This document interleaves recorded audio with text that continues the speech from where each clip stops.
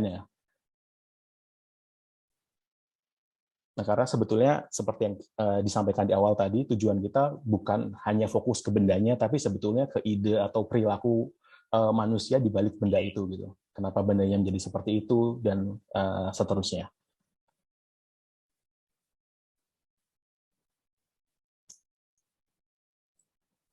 Nah, lalu setelah tadi kita sepakat mengenai apa itu arkeologi dan apa yang dipelajari, saya ingin sedikit membahas mengenai sebetulnya manfaat arkeologi itu apa sih buat kehidupan kita zaman sekarang gitu. Kenapa di tahun 2021 ini kita masih mempelajari ilmu yang mempelajari manusia pada masa lalu gitu. Apa relevansinya? Nah, secara tradisional mungkin jika ditanya akan banyak jawaban seperti yang di sebelah kiri gitu. Jadi secara tradisional fungsi arkeologi itu ya untuk perkembangan keilmuan gitu supaya kita tahu apa yang terjadi di masa lalu dan seterusnya. Terus fokusnya untuk perlindungan situs. Jadi di mana lokasi-lokasi bersejarah tadi setelah dipelajari, diketahui signifikansinya atau diketahui kepentingannya, itu harus dilindungi dan tidak boleh rusak karena itu memiliki nilai penting bagi sejarah bangsa misalnya. Dan yang ketiga, itu sangat sering sekali sekarang digunakan, di mana ketika di masa politik identitas semakin kencang, bukti-bukti arkeologi itu seringkali digunakan sebagai istilahnya apa ya, untuk membangun identitas kebangsaan dalam skala yang lebih luas seperti itu. Jadi sebagai contoh misalnya, kita bisa menyebut bahwa dari zaman dulu, dari abad-abad awal Masehi, katakanlah kota Jakarta merupakan kota yang multikultur gitu. Bagaimana kita mengetahui identitas itu dibangun dari banyaknya temuan-temuan yang ada di temuan-temuan dari beragam suku bangsa yang ada di Jakarta gitu. Kita mengenal ada pecinan, ada kampung Arab dan seterusnya, yang menunjukkan bahwa sejak zaman dulu sudah ada masyarakat yang multikultur dan plural gitu di Jakarta. Dan terus ketika kita berbicara dalam skala yang lebih besar, kita membicarakan bahwa bangsa Indonesia adalah bangsa yang besar gitu.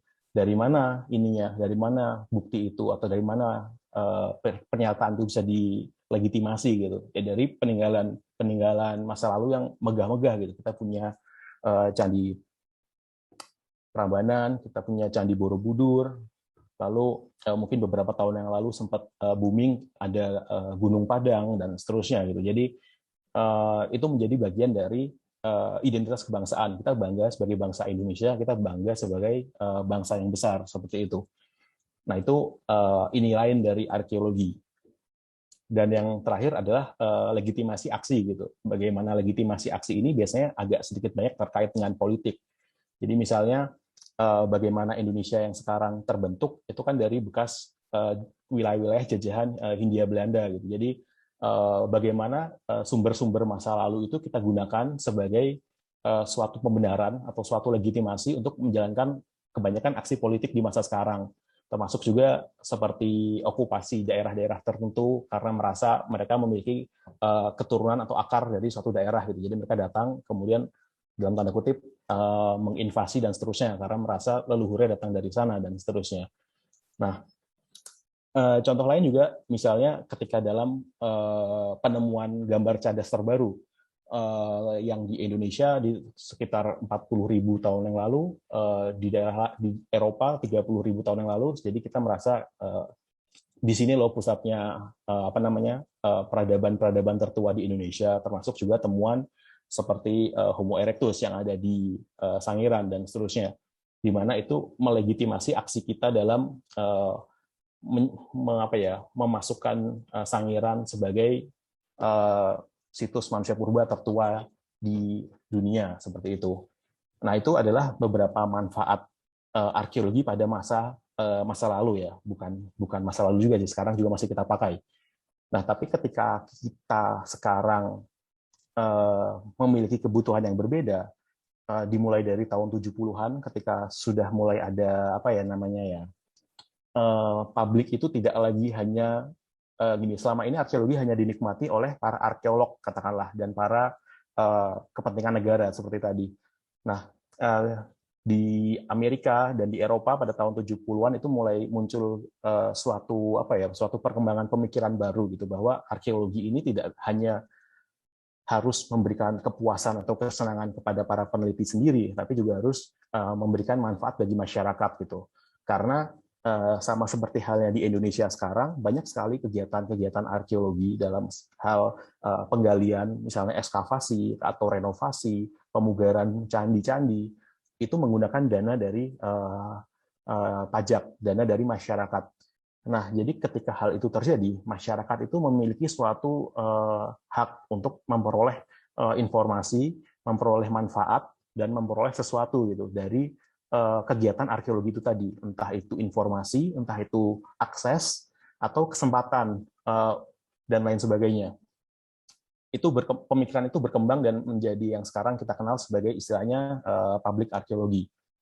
Nah, kemudian dari public arkeologi ini berkembang lagi yang namanya CRM atau Cultural Resource Management atau pengelolaan sumber daya arkeologi atau sumber daya budaya, tergantung yang tadi mau pakai aliran mana gitu. Nah, jadi bagaimana cara kita mengelola suatu warisan budaya atau suatu tinggalan arkeologi atau sumber daya arkeologi itu supaya memberikan manfaat gitu. Kalau pada periode sebelumnya hanya kepikiran memberikan benefit, dengan CRM ini, dengan pengelolaan ini, kita berharap itu bisa betul-betul memberikan benefit nyata gitu. Karena menerbitkan buku dan jurnal itu bukan benefit yang diharapkan oleh masyarakat gitu.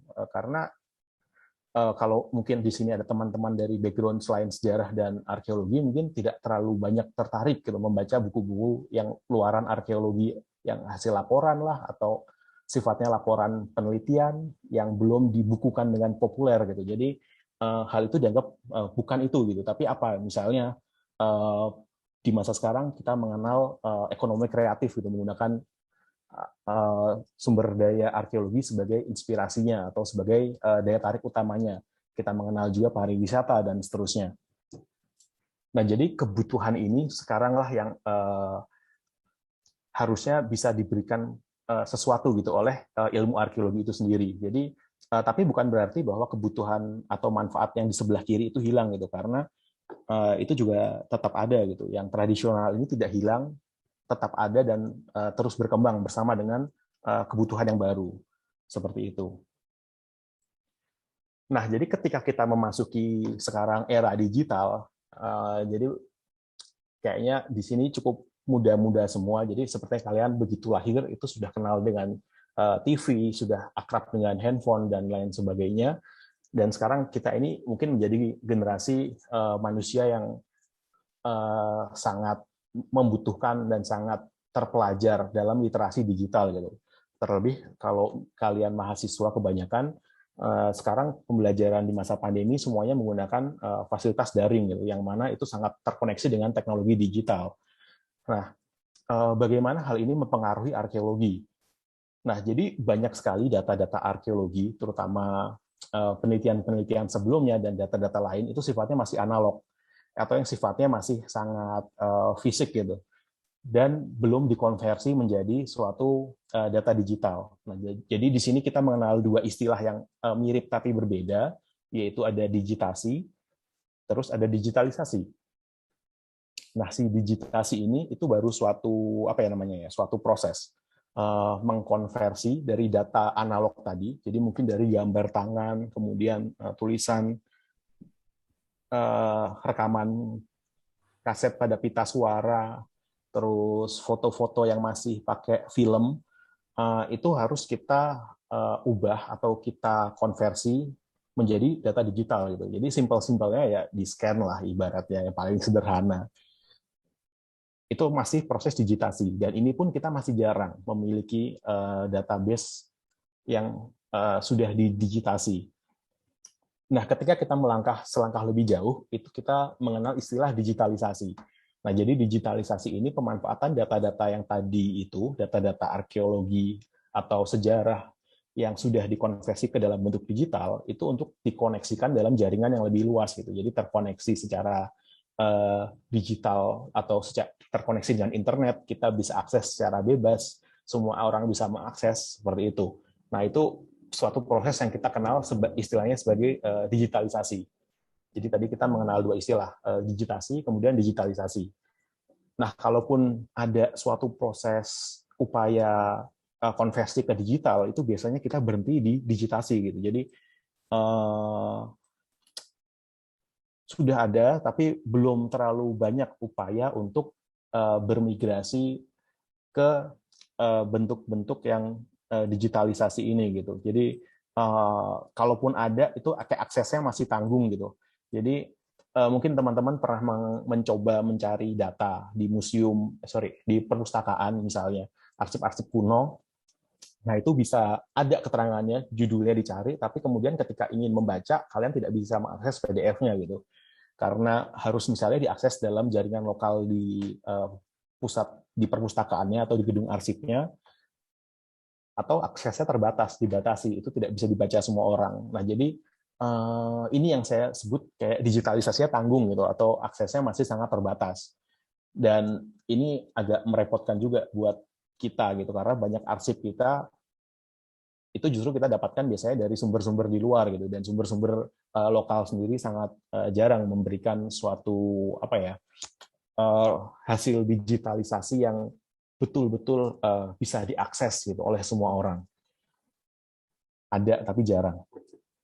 Nah, dari kedua ini kita mengenal yang terakhir adalah digital humanities gitu. Jadi bagaimana sih ilmu-ilmu humaniora itu, sejarah, sosiologi, arkeologi itu berinteraksi dengan dunia digital sekarang gitu. Karena dengan keadaan kita sekarang kan sebetulnya banyak sekali kegiatan kita atau kehidupan kita itu beralih ke dunia digital ya. Kita mungkin ketemu diem-dieman tapi pas chattingan ketawa-ketawa dan seterusnya gitu. Jadi banyak interaksi kita yang berpindah gitu. Banyak interaksi kita itu yang dipindahkan ke platform digital. Nah, demikian pula dengan kebutuhan-kebutuhan tadi, pemanfaatan data arkeologi itu tadi gitu. Jadi data-data yang kita butuhkan mungkin sejak sekarang sih mungkin ya sudah tidak, kita nggak perlu lagi datang ke lokasi penyimpanan untuk mengakses itu, tapi kita bisa melakukan penelitian dengan menggunakan sumber data yang ada di internet. Jadi kalau suatu instansi merilis data ekskavasinya atau temuan-temuannya secara masif, mungkin mahasiswa arkeologi ketika melakukan penelitian tidak harus lagi datang ke lokasi untuk melihat bendanya, untuk mengukur sendiri pakai penggaris, untuk mendeskripsikan, memfoto ulang, dan seterusnya. Itu tapi bisa pakai semua data yang ada di database digital itu tadi gitu. Nah, itu yang mungkin ke depannya kita berangkat ke sana gitu. Dan saat ini sebetulnya sudah banyak juga upaya-upaya untuk membuat katalog digital dalam hal misalnya musik, kemudian tari-tarian dan lain sebagainya. Temuan arkeologi atau sumber daya arkeologi juga banyak gitu. Tapi nanti kita akan bicarakan lebih lanjut isunya itu sendiri. Sebetulnya kenapa sih kok agak sulit gampang gitu. Dibilang gampang iya, dibilang sulit juga gitu. Jadi kenapa benda yang sangat bermanfaat ini, terutama di era pandemi sekarang kan, di mana datang ke lokasi itu biasanya dibatasi aksesnya, atau kita kesulitan mendapatkan izin untuk memegang bendanya gitu, kenapa tidak diterapkan, dikonversi semuanya ke digital seperti itu. Nah, jadi kalau kita mengutip kembali pernyataan dari Pak Hilmar Farid sekitar tahun 2020, jadi langkah-langkah digitasi di bidang warisan budaya itu ada apa aja sih? Gitu. Jadi secara simpel ini juga pasti dilakukan oleh kalian. Itu ada identifikasi, kemudian ada pengumpulan, pengelolaan, digitasi, kemudian digitalisasi, penyimpanan, dan pelayanan publik atau publikasi gitu. Nah, PR-nya itu temuan arkeologi atau sumber daya arkeologi itu sangat amat banyak gitu. Jadi identifikasi aja bisa sudah sangat merepotkan, belum lagi pengumpulan. Terus nanti katakanlah sudah diambil dokumennya, sudah diambil datanya atau datasetnya. Itu nanti disimpan di mana gitu. Jadi banyak sekali pertanyaan-pertanyaan seperti itu gitu.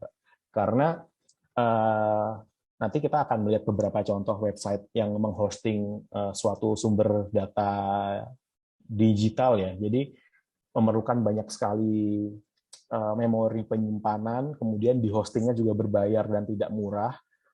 Terus itu belum ada standarisasi dan belum ada upaya memberikan wadah secara kolektif gitu. Jadi itu masih sangat tersebar, terpenggal-penggal oleh masing-masing komunitas atau lembaga yang memiliki minat di situ. Nah, itu hal yang sangat berbeda yang terjadi di bidang sejarah gitu. Jadi mungkin karena bentuk datanya relatif lebih simpel ya, atau lebih mudah untuk didokumentasikan. Jadi ini ada beberapa contoh yang mungkin teman-teman sejarah juga akrab dengan website-website seperti KITLV, kemudian Delper. Jadi banyak sekali eh, foto, misalnya foto lama di KITLV itu kita bisa download foto dari tahun 1800-an lah sampai 2000-an, sampai 1940-an, sampai masa kemerdekaan. Itu sangat banyak sekali foto-foto lama yang sudah didigitalisasi. Jadi bukan hanya didigitasi, tapi didigitalisasi gitu. Dan kita bisa mengakses, kita bisa mendownload dan menggunakan sebagai sumber data kita gitu. Jadi mereka memberikan manfaat yang nyata. Mereka memberikan manfaat bagi konten kreator untuk membuat konten untuk mahasiswa supaya lulus, dan untuk yang peminat sejarah untuk mendapatkan informasi gitu. Buku banyak sekali di Delver misalnya, dan yang sangat menarik yang saya temukan beberapa bulan lalu misalnya yang di tengah itu adalah tulisan dari Rumpius tahun 1862, itu sudah didigitasikan oleh dan diunggah oleh si, kalau di Instagram kalian bisa cari nanti @catatan.nusantara. Jadi mereka membuat semacam database buku-buku lama pada mulai dari masa Belanda sampai masa modern sih sebetulnya, yang isinya sangat menarik gitu, dan disediakan aksesnya gratis gitu. Jadi banyak juga misalnya koleksi-koleksi di KITLV yang kita tidak bisa mengakses karena keterbatasan akses, ada yang harus berbayar dan seterusnya gitu. Jadi akses secara gratis itu mungkin suatu hal yang kita idam-idamkan ya buat para peminat sejarah dan arkeologi yang tertarik melakukan penelitian di bidang-bidang seperti ini gitu, yang memerlukan data-data dukung digital. Jadi inisiasi seperti yang digagas oleh Catatan Nusantara itu hal yang sangat menarik. Nah, jadi ketika kita berbicara mengenai digitasi tadi kan digitasi sumber data sejarah ya, itu relatif enggak relatif gampang, relatif lebih memungkinkan karena dengan satu alat yang sama, scanner menggunakan kamera yang cukup bagus, itu kita bisa mendokumentasikan banyak koleksi yang ada di suatu pusat arsip atau perpustakaan itu secara masif gitu. Jadi tinggal menyediakan tenaga, kemudian menyediakan alat, itu kita bisa membuat suatu arsip digital dengan yang pokoknya tekun dan rajin gitu. Nah, ini hal yang berbeda ketika kita berbicara mengenai sumber daya arkeologi, atau kita berbicara data arkeologi kan macam-macam tadi sudah kita bahas. Ada yang bentuknya kecil, benda, misalnya di pojok kanan bawah itu kalian bisa melihat itu patung kecil. Kemudian ada juga yang harus didokumentasikan itu misalnya satu situs gitu, satu kawasan tersendiri yang sangat besar. Nah, itu memerlukan banyak cara pendekatan yang berbeda gitu. Nah, cara-cara paling sederhana yang kita kenal itu misalnya pertama fotografi. Jadi foto pun itu sudah bentuk suatu digitasi, suatu konversi dari data yang ada di lapangan menjadi data dalam bentuk digital. Tergantung tinggal kalian unggah atau tidak, nanti bisa diakses atau tidak oleh orang lain gitu. Kemudian ada juga menggunakan laser scanner dan juga menggunakan LiDAR atau Light Detection and Ranging. Ini yang sekarang semakin populer digunakan untuk memetakan kawasan-kawasan yang cukup besar, seperti tahun lalu atau 2 tahun lalu dipetakan kawasan di sekitar Muaro Jambi menggunakan LiDAR gitu, proyek yang cukup besar, jadi agak ambisius juga gitu. Nah, permasalahan lain yang kita hadapi misalnya itu adalah biaya, menggunakan biaya yang cukup besar. Laser scanner itu mahal, LiDAR apalagi gitu. Jadi walaupun sekarang ada iPhone, ada yang ada LiDAR-nya sih, tapi iPhone juga mahal sih. Nah, jadi banyak masalahnya di situ gitu. Nah, itu kenapa saya akan banyak fokus di pembahasan ini adalah menggunakan fotogrametri gitu. Jadi ini adalah bentuk dokumentasi digital atau yang hasilnya cukup komplit dan paling budget friendly gitu. Jadi fotogrametri itu merekonstruksi suatu bentuk benda atau tempat itu menggunakan sekumpulan foto. Dan ini bisa diaplikasikan untuk berbagai macam benda gitu, tergantung nanti apakah menggunakan kamera tangan atau kamera yang menggunakan drone dan lain sebagainya gitu. Jadi intinya mengambil banyak apa namanya ini ya, banyak foto dari suatu objek, kemudian nanti diolah menggunakan software. Gitu. Jadi dari foto-foto itu tadi dicari poin-poin yang beririsan, kemudian dibangunlah suatu citra digital atau suatu kopi digital. Jadi seperti foto yang ada di pojok kanan bawah, si Ganesha yang lagi duduk ini, itu dibangun dari sekitar 100-an foto menggunakan kamera mirrorless yang cukup budget friendly gitu. Jadi dengan hasil yang sama, dengan alat yang lebih murah, kita bisa mendapatkan hasil yang relatif bagus dan ya 11-12 lah, tergantung nanti akurasi, kemudian bagaimana kalian teknik pengambilan gambar dan seterusnya gitu. Jadi itu saat ini sangat mudah dilakukan. Nah, kemudian sebetulnya manfaatnya apa sih? Jadi ketika kita melakukan semua ini untuk arkeologi sendiri itu manfaatnya apa gitu? Jadi kalau untuk arkeolog sendiri itu manfaatnya ada dua paling tidak gitu, sebagai data dukung penelitian misalnya, kemudian sebagai database. Jadi saya punya backup digitalnya gitu. Jadi misalnya saya melakukan penelitian di suatu daerah yang di pedalaman, saya melakukan, kalau cuma foto kan nanti kita lupa dimensi yang lain, kita tidak punya ukuran kecuali diukur atau digambar dengan sketsa. Nah, tapi itu pun sangat berbeda gitu dengan si 3D yang tadi kita bikin itu. Ada banyak informasi yang hilang seperti tekstur, kemudian bagaimana sudut-sudut yang mungkin kita kita lupa untuk memfoto dan lain sebagainya. Dan itu menjadi lampiran yang baik dalam suatu penelitian gitu. Jadi dokumentasinya komprehensif sekali gitu, karena dokumentasi merupakan salah satu bagian penting dari arkeologi dan juga sejarah. Nah, sementara untuk pemanfaatan yang lebih modern sendiri, si data digital ini itu bermanfaat untuk hal yang kita sebut sebagai konservasi gitu. Jadi ketika suatu bangunan hancur atau suatu bangunan itu rusak, kalau kita punya data digitalnya, itu ibaratnya kita punya blueprint-nya gitu. Karena kebanyakan bangunan di Indonesia, katakanlah bangunan adat atau bangunan dari masa klasik, itu kan kita tidak ada print biru, kita tidak ada cetak birunya, kita tidak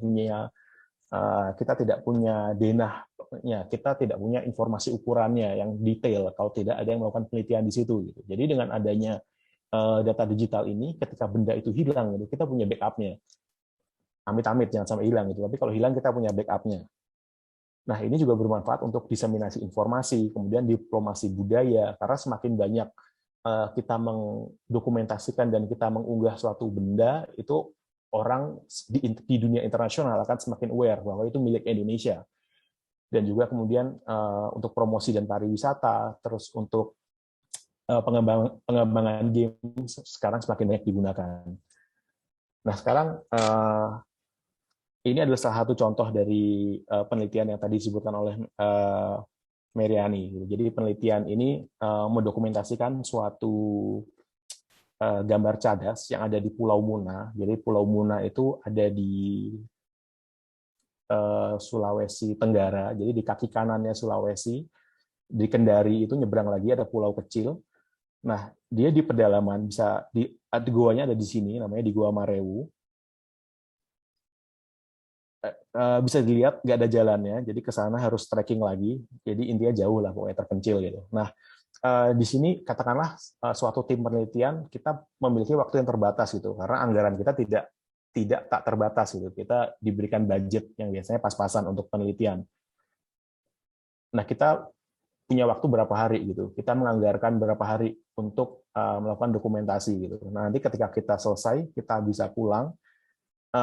Kita punya kopi digitalnya gitu dengan ukuran yang presisi gitu. Jadi pada video di atas misalnya bisa teman-teman lihat itu kalau kita udah lupa lokasi masing-masing gambar dengan adanya data digital berupa gua ini, itu kita masih ingat tuh gambar misalnya kayak tuh gambar orang naik kuda itu ada di sebelah situ tuh, di bawahnya gambar kapal yang kayak, nah ini kayak teripang ini kapal nih, atau misalnya di sebelah kanannya gambar orang yang berdiri ini. Jadi hal-hal seperti ini bisa alfa, kita bisa lupa ketika kita memfoto terlewat atau tidak beririsan gitu. Tapi dengan teknologi digital ini itu bisa kita lakukan sekarang dengan cukup mudah gitu.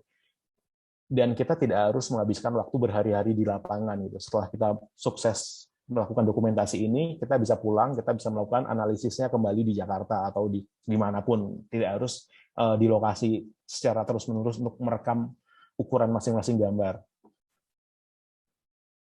Contoh yang lain misalnya ini, untuk teman-teman di Jakarta mungkin cukup familiar ya dengan adanya pembangunan di Kampung Akuarium. Nah, jadi ketika Kampung Akuarium itu akan dibangun rusun, salah, rumah berlapis ya, ya salah satulah, akan dibangun suatu perumahan atau pemukiman, itu perlu dilakukan suatu kajian arkeologi gitu. Jadi kalau dilihat di sebelah kiri ini ada yang dikotakin kuning, itu adalah lubang penggalian arkeologinya yang dilakukan untuk mencari struktur pada masa Belanda, struktur yang cukup lama. Dan beberapa bulan kemudian itu gambarnya sudah yang sebelah kanan gitu. Kalau kita lihat sudah rata, ditutup lagi. Jadi sudah hilang. Benda yang tadinya ada di sini itu kalau tidak bisa kita dokumentasikan, dia sudah rata sekarang, sudah ditimbun gitu. Nah, adanya dokumentasi digital ini itu sangat bermanfaat, terutama di lokasi-lokasi yang sangat cepat berubah, seperti di kota-kota besar misalnya, yang pembangunannya cukup agresif ya. Nah, dan ini sesuai dengan prinsip pelestarian gitu, bahwa ketika kita tidak bisa menyelamatkan bendanya secara fisik, kita bisa menyelamatkan bendanya dalam catatan gitu, dalam rekaman. Dulu rekaman ini sifatnya rekaman yang gambar 2 dimensi. Dengan adanya fotogrametri, kita memiliki rekaman gambar yang cukup, atau 3 dimensi yang cukup representatif lah. Nah, jadi di sebelah sini sudah kelapa, ini utara ke sana ya. Nah, jadi kalau kita lihat sekarang bentuknya seperti ini. Ini ke utara, jadi tanah kosong yang tadi kita lihat sekarang udah jadi seperti ini. Di atasnya ada bangunan, dan tadinya di bawahnya itu ada ini gitu, ada struktur-struktur dari zaman Belanda yang cukup tua, seperti bekas peninggalan laboratorium laut yang cukup memiliki nilai penting, tapi karena adanya kebutuhan pemukiman dan lain sebagainya, situasi politik, yaitu diskusi kita di lain kesempatan lah terkait bagaimana arkeologi bernegosiasi dengan kemajuan zaman. Nah, itu akhirnya bangunan ini terpaksa ditutup, kemudian di atasnya dibangun suatu perumahan gitu. Ini kan kalau kita mau menggali lagi, kalau kita tiba-tiba lupa ukurannya kan repot ya, karena udah dicor beton, udah difondasi dan lain sebagainya. Ini udah hilang gitu. Nah, dengan adanya rekam digital ini, pulpen saya hilang. Nah, dengan adanya rekam digital ini, kita memiliki suatu gambar yang representatif gitu. Kita mendapatkan ukurannya, kita masih ingat bentuknya seperti apa, dan ini sangat bermanfaat sebagai rekaman data ke depannya. Nah, tapi kalau menurut saya sebetulnya benda ini berhenti di tahapan digitasi gitu, karena yang punya data ini sekarang adalah Pemprov DKI. Jadi yang saya bisa share pun bukan yang tampil yang sudah hasil akhirnya, ini adalah langkah kerja. Jadi data ini pastinya sangat menarik kalau ada yang tertarik membahas laboratorium atau sejarah perkembangan laboratorium penelitian laut di Indonesia gitu. Tapi sekarang kita tidak bisa akses lagi karena bendanya sudah dikubur, kemudian data ini tidak dipublikasikan gitu. Jadi sebetulnya agak dosa juga ketika semua data yang tadi itu sifatnya sudah tidak mungkin diakses lagi secara fisik, itu berakhir di dalam bentuk digital, tapi tidak kita publikasikan gitu, tidak kita berikan aksesnya kepada publik yang luas gitu. Ini pemikiran saya sih. Tapi tentunya kan ada kepentingan dan lain sebagainya. Nah, ini contoh lain. Bagaimana data digital itu membantu kita di dalam penanganan suatu bangunan bersejarah ya. Jadi kalau kita ingat tahun 2015 sempat ada kebakaran di salah satu wihara yang ada di Jakarta, di Glodok. Dengan adanya teknologi digital ini, digitasi ini, kita bisa bukan merekonstruksi ya. Sayangnya kita tidak punya rekaman 3D sebelum dia terbakar. Gitu. Jadi rekaman 3D yang dilakukan ini adalah ketika dia sudah terbakar, supaya kita bisa mengetahui bentuknya seperti apa ketika akan direnovasi nantinya gitu. Jadi kita bisa mengetahui detail masing-masing pilar, kemudian masing-masing ukiran-ukiran ini gitu, bagaimana penempatannya. Atau misalnya pada gambar video di sebelah kiri kita mengetahui warnanya lagi, fasadnya seperti apa gitu. Jadi ini mendukung data-data foto gitu. Atau misalnya di sebelah kanan kita mengetahui kondisi terakhirnya seperti apa gitu sebelum kita bongkar nantinya. Karena ketika kita melakukan suatu pembongkaran secara arkeologis, itu datanya juga harus kita simpan secara sistematis agar tidak hilang, seperti itu. Nah, ini hal lain yang bisa menjadi manfaat bagi ilmu arkeologi. Nah, tapi sama juga, ini sifatnya suatu pekerjaan yang tidak dapat dipublikasikan secara luas, jadi saya tidak yakin kalau data-data ini sudah dirilis gitu, yang mana sebetulnya ini menjadi sangat penting dalam suatu studi mengenai penanganan warisan budaya yang terdampak dari katakanlah bencana atau dalam hal ini kebakaran itu. Sangat disayangkan. Nah, ketika kita berbicara contoh-contoh lain di misalnya di Eropa itu jauh lebih fleksibel. Jadi kalau 2019 kalau nggak salah itu kita sama-sama agak terkejut ya dengan kebakaran yang ada di Notre Dame Katedral. Nah, di sebelah kanan itu langsung bergerak komunitas dan individu untuk membuat rekonstruksi digitalnya. Jadi sebetulnya rekonstruksi digital Notre Dame cukup banyak sih, ada di game Assassin's Creed juga kan. Nah, tapi ukurannya tidak terlalu detail.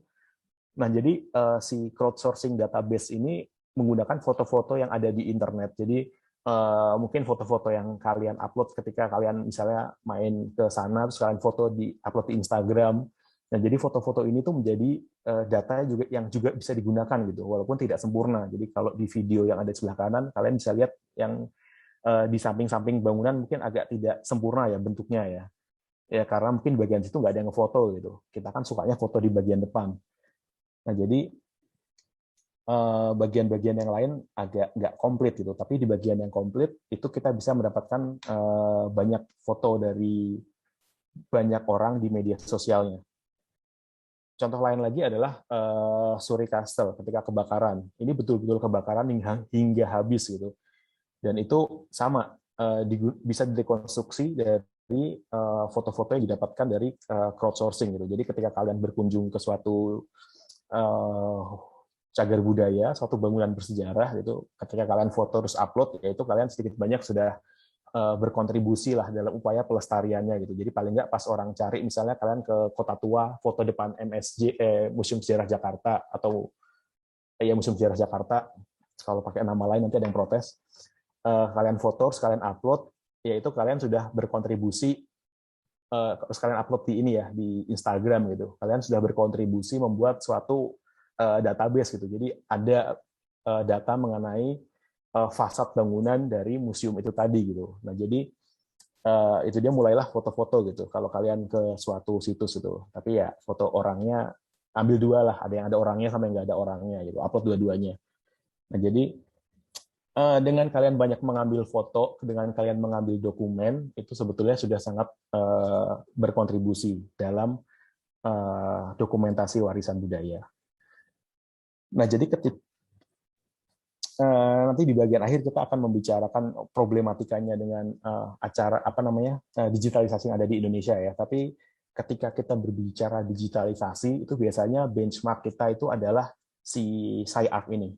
Jadi SciArc ini adalah lembaga non-profit yang disponsori oleh salah satunya Google juga. Itu untuk mendokumentasikan warisan budaya yang ada di dunia secara secara gratis dan datanya bisa diakses secara bebas gitu. Jadi mungkin kita agak kabur-kaburan nyebrang kemana-mana. Ini bisa diklik nggak ya? Gimana cara saya menghilangkan pulpen ini?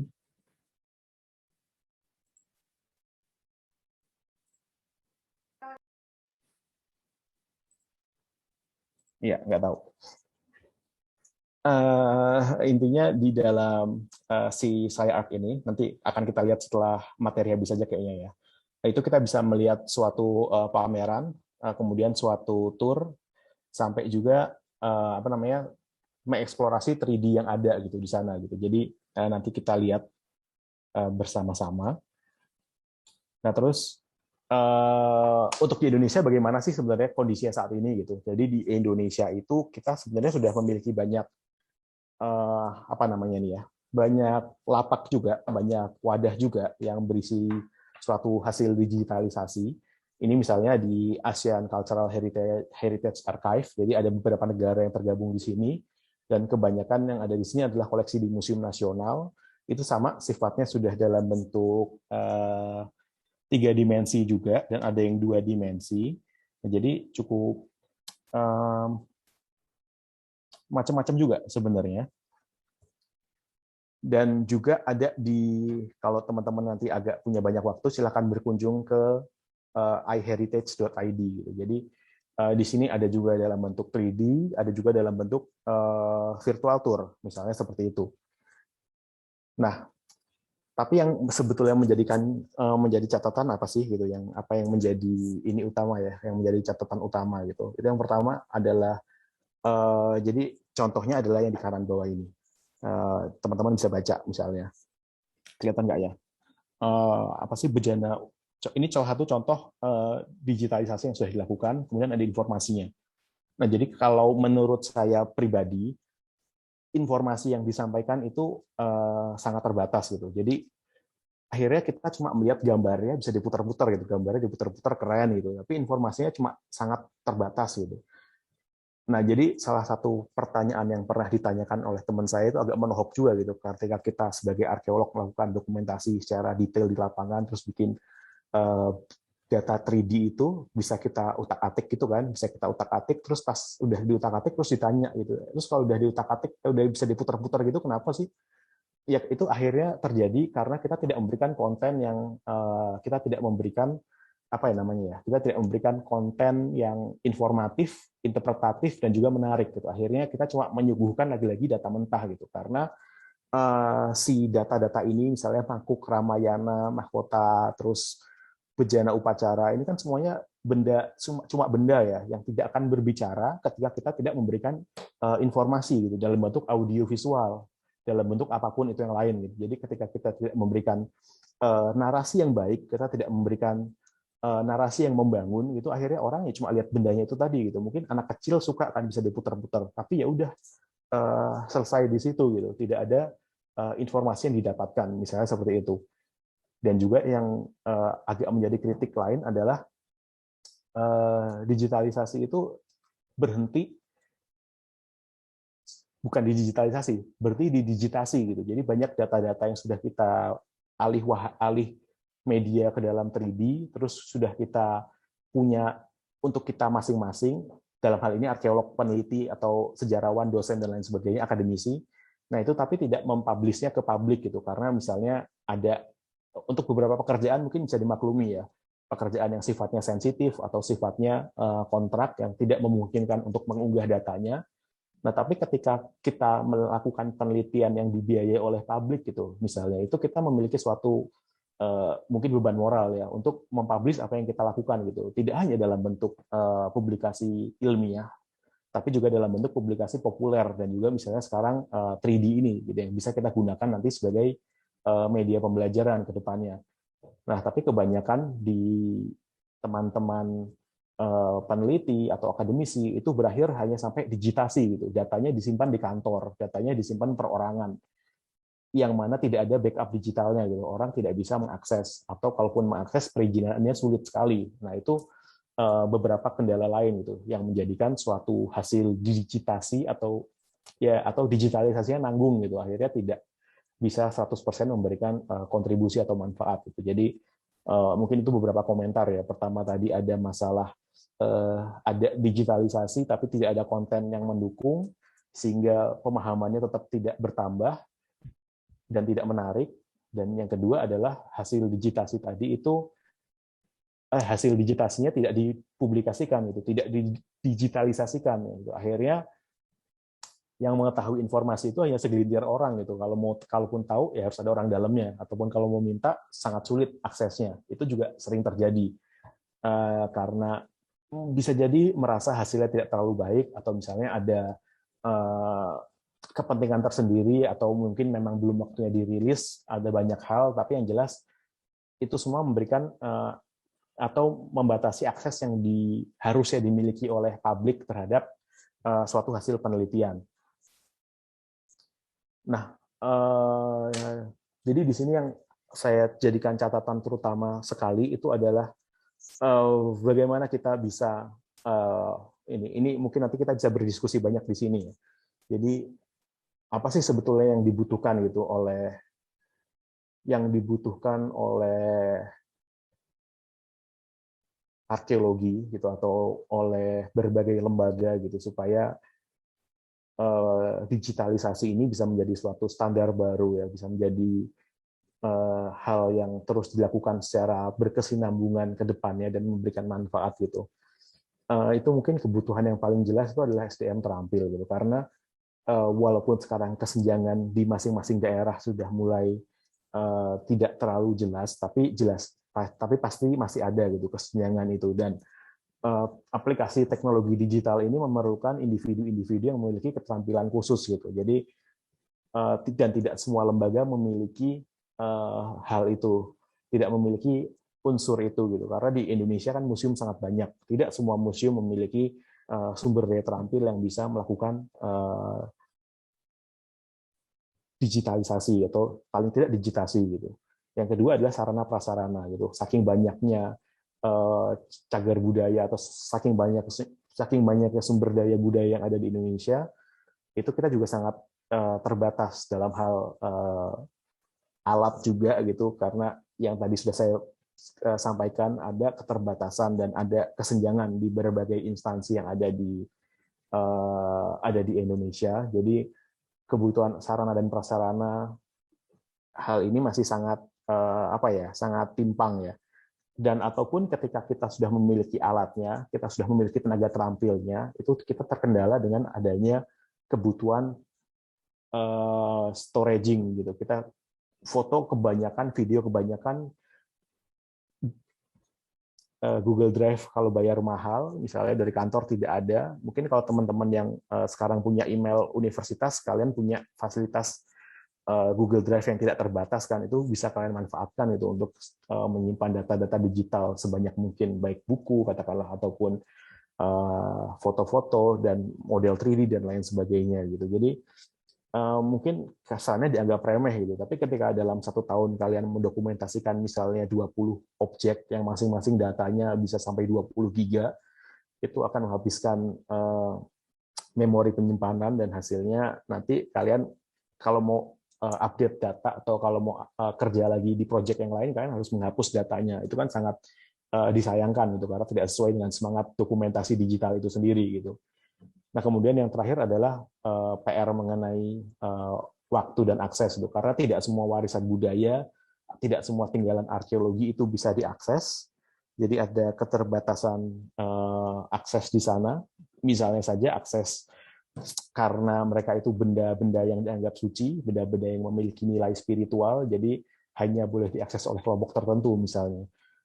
Atau keterbatasan akses secara fisik, misalnya lokasinya terlalu jauh dan tidak memungkinkan untuk ke sana dalam waktu 1 minggu selesai, karena misalnya trekking di jalannya beberapa hari sendiri dan lain sebagainya.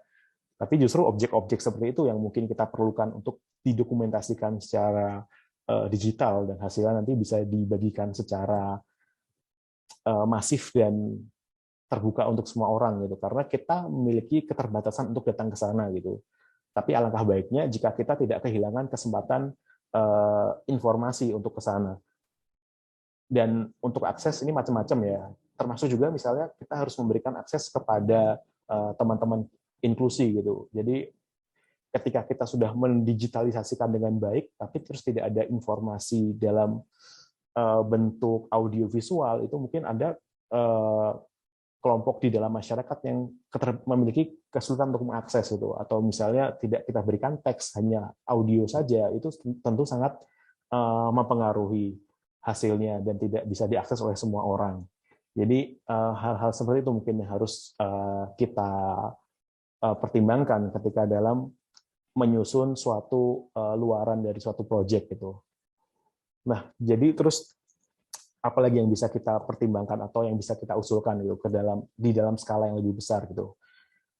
Misalnya regulasi. Ini menarik ya karena sekarang untuk hal-hal yang sifatnya benda cagar budaya dan warisan budaya itu kita punya dua undang-undang, undang-undang tentang cagar budaya sama undang-undang tentang kemajuan kebudayaan gitu. Nah, yang semangatnya sangat bertolak belakang dalam beberapa hal. Tidak dalam semua hal ya, dalam beberapa hal. Misalnya di dalam undang-undang tentang pemajuan kebudayaan itu semua orang dapat melakukan dokumentasi objek pemajuan kebudayaan secara bebas gitu. Jadi karena kan tujuannya adalah melestarikan warisan budaya yang sifatnya masih hidup gitu. Jadi seperti alat musik, kemudian praktek tari-tarian dan lain sebagainya itu masih ada dan masih bisa kita dokumentasikan secara bebas gitu. Sementara di dalam undang-undang tentang cagar budaya itu ketika suatu bangunan atau suatu objek sudah ditetapkan sebagai cagar budaya, itu kita memiliki keterbatasan untuk melakukan dokumentasi dan kita tidak boleh melakukan dokumentasi secara untuk tujuan komersial. Nah, ini agak sulit karena kadang-kadang kita tidak bisa membatasi apa namanya orang melakukan dokumentasi untuk keperluan apa gitu.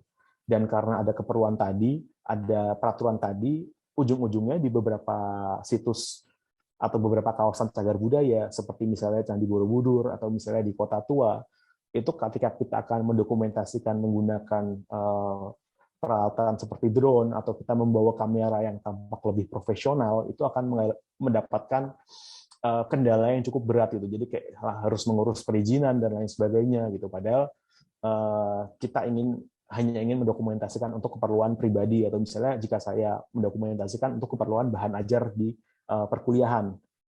Nah, tapi juga hal ini agak menabrak juga sama kode etik ya, dalam artian ketika dokumentasi itu dilarang untuk keperluan komersial, banyak komunitas-komunitas atau inisiatif-inisiatif yang digagas oleh teman-teman di komunitas itu yang memerlukan data itu untuk memerlukan suatu kompensasi mungkin untuk bisa survive ya. Jadi ketika kita membuat suatu model-model tadi itu sebetulnya model 3D itu bisa kita jual gitu, dan ketika kita jual kita mendapatkan pemasukan, dan dengan adanya pemasukan itu kita bisa kembali lagi mendokumentasikan benda lainnya dan seterusnya seperti itu. Jadi untuk teman-teman yang bergerak di bidang itu agak dilematis gitu, karena tidak semua lembaga atau tidak semua pergerakan tidak semua pergerakan dokumentasi yang ada di level akar rumput terutama yang ada di bawah itu mereka mendapatkan dukungan itu gitu. Bisa jadi mereka cuma passion, cuma hobi, dan nggak tahu gitu ketika itu dijual itu salah gitu. Itu jadi permasalahan tersendiri yang juga harus sebetulnya kita diskusikan bersama-sama. Nah, terus ada masalah kolaborasi. Nah, ini kolaborasi antara pemerintah, akademisi, dan juga komunitas. Karena saya mengikuti beberapa diskusi atau beberapa webinar juga dengan teman-teman dari komunitas yang tertarik di bidang digitalisasi heritage, itu mereka seringkali awam atau tidak paham dengan peraturan-peraturan seperti yang tadi saya sebutkan di bagian regulasi gitu. Jadi mereka tidak mengetahui ketika kadang-kadang mereka itu berpotensi melanggar peraturan gitu. Karena sebenarnya mereka orang-orang yang bersemangat, tapi ada gap gitu antara pemerintah dan juga komunitas-komunitas seperti ini gitu. Nah, jadi hal itu juga menjadi hal yang harus kita bicarakan. Nah, kemudian ini yang agak penting juga, kolaborasi antara arkeologi dengan ilmu lain gitu. Karena katakanlah arkeologi di sini sebagai frontliner-nya ya. Karena tema kita kan lagi masalah pemanfaatan sumber daya arkeologi. Jadi untuk para arkeolog katakanlah atau misalnya sejarawan yang memiliki suatu proyek digitalisasi, nah itu seringkali akhirnya hanya berakhir di dalam bentuk digitalisasi tadi yang informasinya tidak terlalu komplit katakanlah. Atau misalnya ketika teman-teman dari komunitas membuat suatu digitalisasi, suatu proyek digitalisasi, informasi kesejarahannya mungkin tidak akan komplit gitu. Ataupun gini, arkeolog ini biasanya nulisnya karena deskriptif ya, itu tidak terlalu informatif dan tidak terlalu menggugah ketertarikan minat orang membaca gitu. Jadi mungkin untuk penulisan konten dan lain sebagainya itu memerlukan teman-teman dari jurusan komunikasi atau dari bahasa itu untuk membantu menuliskan suatu konten yang lebih menarik gitu. Karena hasil digitalisasi tadi tanpa suatu konten yang baik tanpa didukung oleh cerita juga itu ya sia-sia gitu. Kita tidak akan tahu banyak, kita tidak akan paham lebih banyak lagi gitu. Kita nyangkut di situ saja gitu. Dan kemudian ada lagi masalah standarisasi gitu. Jadi sebenarnya dalam suatu perekaman penelitian itu standarnya apa sih gitu. Karena kita tidak punya standar. Setiap instansi punya standar yang berbeda-beda gitu dalam melakukan digitalisasi. Apakah fotonya harus landscape ataukah portrait, skalanya seperti apa gitu. Jadi ujung-ujungnya ketika ada kayak semacam dalam tanda kutip kita minta data ke instansi tertentu gitu, kita nggak bisa pakai untuk keperluan kita gitu karena standarnya berbeda, misalnya skalanya ukurannya berbeda atau dan lain sebagainya gitu. Jadi standarisasi ini sangat penting, termasuk kayak menyediakan platform gitu, karena tadi sudah kita lihat bersama platformnya itu ada banyak tapi beda-beda gitu, atau misalnya tidak terintegrasi, belum terintegrasi, tapi jadi satu jadi kayak misalnya si lembaga ini punya platform sendiri di website ini, lembaga itu punya sendiri di situ dan seterusnya gitu, yang sebaiknya harusnya terintegrasi menjadi satu gitu dalam hal akses dan juga tadi standar gitu, jadi semuanya sama. Dan yang terakhir, sebetulnya ke depannya itu mau dibawa kemana sih digitalisasi itu gitu. Jadi apakah cuma, terutama untuk yang arkeologi ya, terutama untuk teman-teman mahasiswa arkeologi, apakah itu cuma berakhir di laporan penelitian, di lampiran saja gitu, atau itu punya potensi lebih gitu. Kalian bisa sumbangkan itu, sumbangkan datanya ke mungkin yang di Jakarta, kalian sumbangkan ke Pusat Konservasi Cagar Budaya sebagai arsip mereka kalau disimpan, atau kalian bisa sumbangkan ke museum sebagai bahan edukasi atau kemana gitu. Jadi dan seberapa besar kalian ingin tertarik atau berbagi menyediakan akses data itu untuk semua orang gitu. Jadi karena kalau data itu tidak bisa diakses, yang bisa punya akses hanyalah kelompok orang tertentu, itu menurut saya sudah keluar dari tujuan digitalisasi itu sendiri ya. Jadi kalau menurut saya seperti itu gitu. Jadi itu mungkin nanti hal-hal yang bisa kita bicarakan lebih lanjut di diskusi kalau ada yang tertarik didiskusikan. Nah, jadi mungkin itu beberapa hal yang menjadi catatan dan menjadi apa ya istilahnya ya, mungkin sekalian suatu langkah-langkah yang harus kita pikirkan bersama gitu untuk melakukan digitalisasi ke depannya. Mungkin itu yang bisa saya sampaikan terkait presentasi ini. Untuk sementara mungkin saya ini kembalikan dulu ke Meriani. Baik, terima kasih ya Mas Widi atas presentasi yang begitu komprehensif dan juga lengkap banget nih tentang apa itu heritage, apa itu digitasi, dan bedanya dengan digitalisasi itu apa gitu. Nah, kalau boleh saya simpulkan dari pemaparan materi yang telah diberikan oleh Mas Widi tadi, jadi tinggalan budaya atau material culture ini merupakan bukti nyata dari sebuah peradaban yang memiliki sifat unik, langka, rapuh, dan tidak dapat diperbaharui. Dan heritage hadir di sini menjadi salah satu komponen yang diperlukan dalam mencapai sebuah pengakuan atau legitimasi yang tadi Mas Widi bilang gitu. Dimana pengakuan ini bisa juga nih membawa dampak positif ya, khususnya dalam sektor ekonomi seperti itu. Nah, digitalisasi sumber daya budaya ini ternyata menjadi sebuah alternatif ya, baik dalam pemerataan akses informasi bagi publik maupun pemanfaatan dalam proses perekaman data tinggalan budayanya. Nah, selain itu, digitalisasi di sini menjadi turning point ketika sebuah tinggalan budaya yang tadi Mas Wibi bilang mengalami kerusakan seperti kebakaran dan lain sebagainya gitu. Nah, jadi ketika terjadi hal tersebut, kita udah memiliki data digitalnya nih. Setidaknya kita memiliki blueprintnya ya, kalau yang tadi Mas Wibi bilang, untuk melakukan restorasi dalam tindak lanjutannya gitu. Nah, sebenarnya agak sedikit kontradiktif nih Mas dalam pemerataan akses dan pemanfaatan sektor ekonomi gitu. Kadang kan kita sering ya, mungkin teman-teman juga pernah merasakan hal ini ketika mau ngambil data, baik itu untuk tugas atau paper dan lain sebagainya, atau mungkin tugas akhir gitu ya, kan ada ya suka kita mau ngambil data gitu, misalkan foto peta kuno atau apa, kadang kan ada akses yang restricted gitu, dan harus subscribe dulu gitu kan.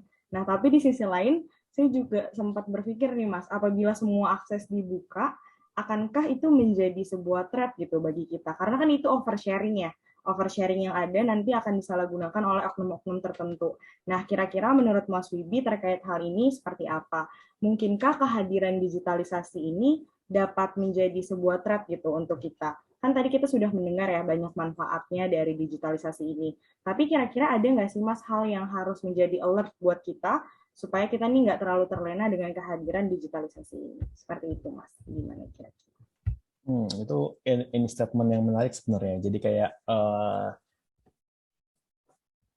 di sisi lain ya. Jadi kalau saya melihatnya gini, tapi ini mungkin pendapat personal saya ya, karena saya tidak, kelebihan informasi lebih baik daripada kekurangan informasi gitu, kalau menurut saya ya. Jadi dalam hal ini tadi ada kekhawatiran misalnya dari Meriani dibilang oversharing gitu, ketika kita mendapatkan akses terlalu banyak atau takutnya data itu apa ya, data itu dapat menjadi berbahaya. Dalam artian saya juga baru kepikiran gini, katakanlah kita membuat suatu virtual tour di dalam istana kepresidenan. Dengan virtual tour itu tadi, ini aja ya, ini apa namanya, suatu skenario cukup liar yang kita rancang ya. Jadi berdasarkan virtual tour itu tadi, saya bisa mendapatkan lokasi masing-masing ruang gitu secara strategis yang ada di dalam istana, katakanlah. Itu bisa menjadi berbahaya dalam hal ini. Bisa juga misalnya di dalam katakanlah di dalam museum kita ada virtual tournya, terus di ruangan yang katakanlah ruangan emas. Dari virtual tour itu tadi kita bisa apa ya namanya, kita bisa tahu lokasi-lokasi strategis tuh, ada CCTV di sana dan lain sebagainya. Jadi ketika kita menjadi manusia dengan niat yang buruk itu bisa menjadi, itu survei kalau mau nyuri ada ininya lah, ada difasilitasi lah surveinya itu. Tapi itu hal yang baru saya pikirkan barusan gitu, karena sebelumnya saya merasa justru kita belum ke sana gitu. Itu masalah yang harus kita hadapi ketika nanti kita sudah selesai dengan digitalisasi yang memberikan akses untuk semua orang. Nah, tapi itu jadi hal yang menarik sih, karena jadi masih saya pikirkan kan. Jadi gimana kalau nanti hal itu kejadian gitu, terus nanti kayak apalagi kalau penjahatnya iseng berhasil ngambil, terus dia nulis kayak thanks virtual tournya, terus ditempel di kaca, terus dia ngambil. Ya, itu menarik sih kalau kita bayangkan ya. Potensi kejahatannya menarik gitu.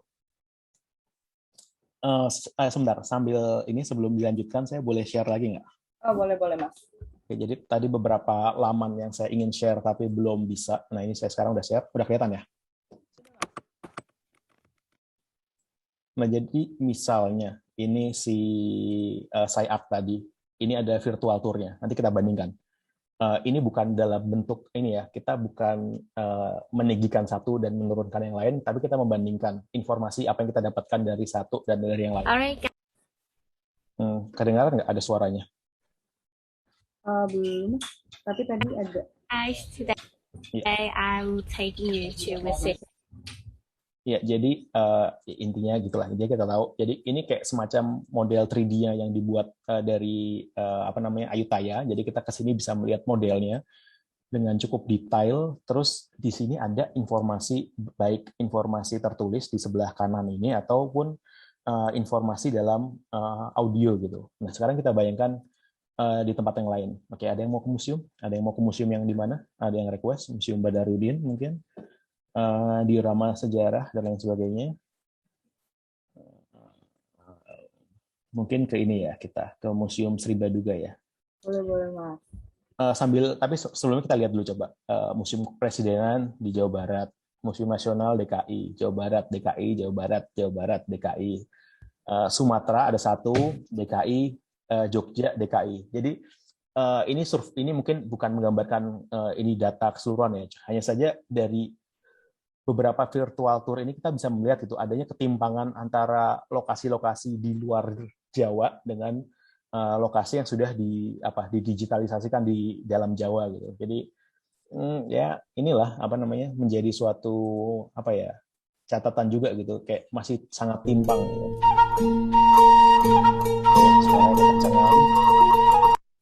Oke, jadi mungkin suaranya kita matikan. Jadi mungkin yang belum pernah ke Museum Sri Baduga, ini tampilannya seperti ini.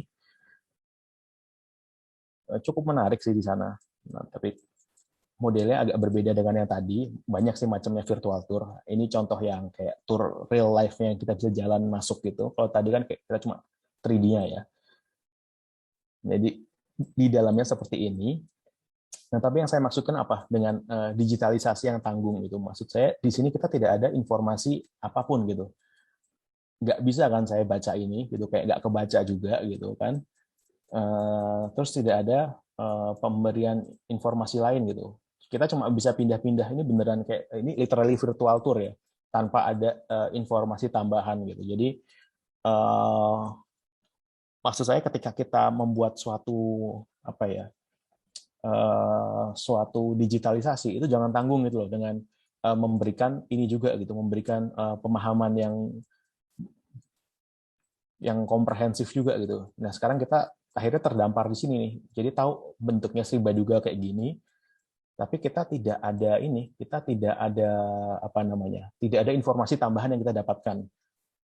Nah, jadi salah satu yang sering menjadi komentar atau catatan negatif dari teman-teman pengelola itu biasanya adalah kalau ada virtual tour, bukannya nanti mereka tidak tertarik datang ya.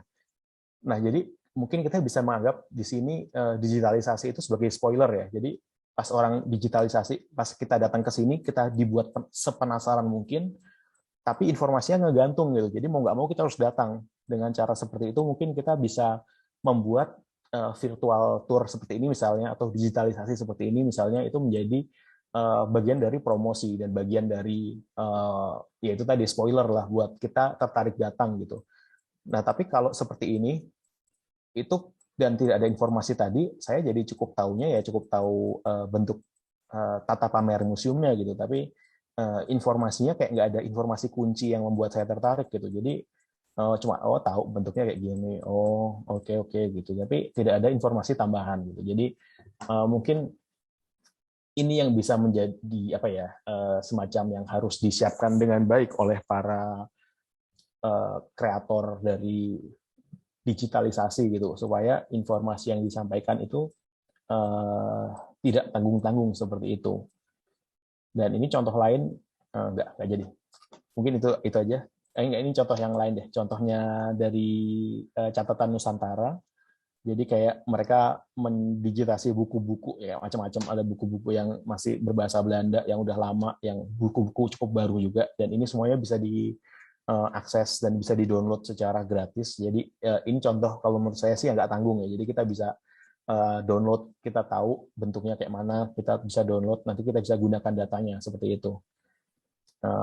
Itu mungkin saya kembalikan lagi ke Meriani.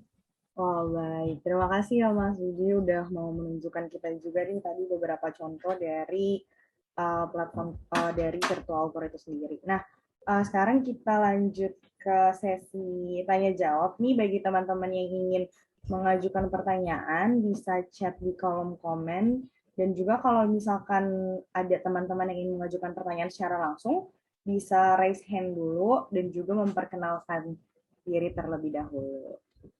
Nah, mungkin udah ada pertanyaan yang masuk nih Mas, ada 2 pertanyaan. Untuk teman-teman yang lain dipersilakan apabila ada yang ingin bertanya lagi, nanti silakan untuk raise hand ya kalau mau berbicara secara langsung, dan juga boleh melalui chat komen. Mungkin ini saya bacakan dulu ya Mas, pertanyaan yang pertama dari Yuha dari Universitas Indonesia. Selamat sore Mas Widi, terima kasih atas pemaparannya. Saya Yuha dari Universitas Indonesia, izin bertanya. Saya mendapatkan informasi bahwa di Candi Borobudur sekarang sudah tidak diperkenankan para wisatawan untuk menaiki arca candi. Apakah pelarangan itu mengarah kepada persiapan digitalisasi candi untuk melindungi cagar budaya? Terima kasih. Langsung dijawab dulu atau gimana? Mau dibacakan yang selanjutnya dulu Mas, ditampung dulu? Ditampung dulu mungkin ya sekalian. Oke, yang selanjutnya ada dari Fawas. Terima kasih banyak Mas Widi atas materi yang sangat intriguing, juga provoking. Saya ingin bertanya mengenai posisi digitalisasi ini dalam upaya pelestarian cagar budaya. Kebetulan 1 tahun lalu saya ikut dalam proyek digitalisasi naskah dari prasasti di Museum Radia Pustaka Surakarta. Di situ saya cukup banyak menemui semacam kritik terhadap wacana ini. Beberapa orang menolak karena akan menggeser keberadaan cagar budaya yang asli dan mengurangi sense of place serta autentisitas cagar budaya itu sendiri. Lalu menurut Mas Widi, sebenarnya kapan dan bagaimana digitalisasi ini bisa dilakukan? Apakah perlu semua, termasuk cagar budaya yang masih dikategorisasi ini belum terancam didigitalisasikan? Seperti itu. Wah, sepertinya cukup banyak nih Mas. Apakah boleh dijawab Dua terlebih dulu ya. dahulu ya? Ya, dua dulu Oke, ya. terima kasih Mas. Oke, tadi yang pertama dari Yuha. Nah, jadi kalau yang terakhir saya tahu, terakhir saya ke sana ke Borobudur itu 2000 berapa ya? Bentar. 2019 akhir atau 2019 akhir ketika 2019 itu waktu itu memang candinya ditutup dalam artian untuk naik ke teras pun dibatasi, harus kayak misalnya 20 orang atau 15 orang, saya lupa, itu membawa guide. Jadi tidak semua orang itu boleh masuk ke teras, apalagi naik ke atas. Waktu itu dilakukan karena sebenarnya sedang ada kajian terkait daya dukung situs gitu. Jadi Candi Borobudur ini kan bukti nyata pariwisata itu memiliki dampak destruktif terhadap suatu warisan budaya gitu. Jadi kalau kita lihat bersama-sama si anak tangganya itu udah makin habis dan makin aus, makanya dibantu dengan tangga-tangga dari logam. Nah, penutupan itu salah satunya adalah untuk itu gitu. Penutupan itu untuk mencegah kerusakan lebih lanjut sampai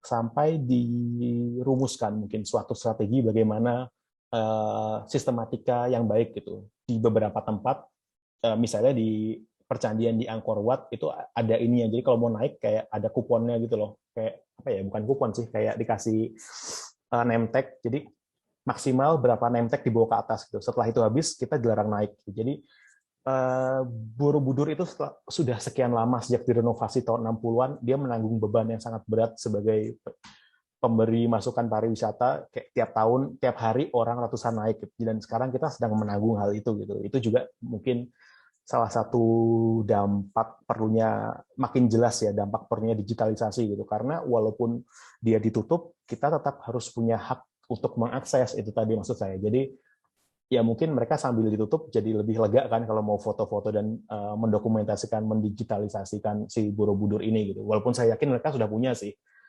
tapi nggak tahu bisa diakses di mana seperti itu. Karena Borobudur sendiri salah satu Balai Konservasi Borobudur, salah satu lembaga yang punya peralatan digitasi yang sangat lengkap gitu, mulai dari scanner, kamera, drone dan lain sebagainya gitu. Jadi